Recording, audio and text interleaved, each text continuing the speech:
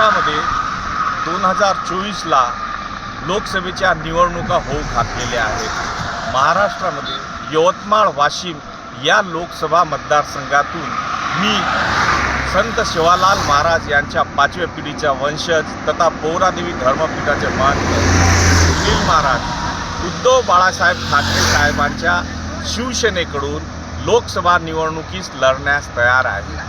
राज्यामध्ये यवतमाळ वाशिम आणि हिंगोली हे 2 बंजारा बहुल मतदारसंघ असून राज्यात 2 ते 3 करोड बंजारा समाज आहे आणि बंजारा समाजाला योग्य प्रतिनिधित्व मिळावं आणि समाजाचे प्रश्न मार्गी लागावे, समाजाला व जिल्ह्याला विकासामध्ये मुख्य प्रवाहात आणण्याकरिता माननीय उद्धव बाळासाहेब ठाकरे यांच्याशी सकारात्मक चर्चा होऊन मी ही निवडणूक लढण्यास तयार आहे आणि यवतमाळ वाशिम मतदारसंघात माननीय उद्धवजी बाळासाहेब ठाकरे यांच्या सहकार्याने आणि मायबाप जनतेच्या आशीर्वादाने ही निवडणूक मी निश्चित जिंकणार सुद्धा आहे।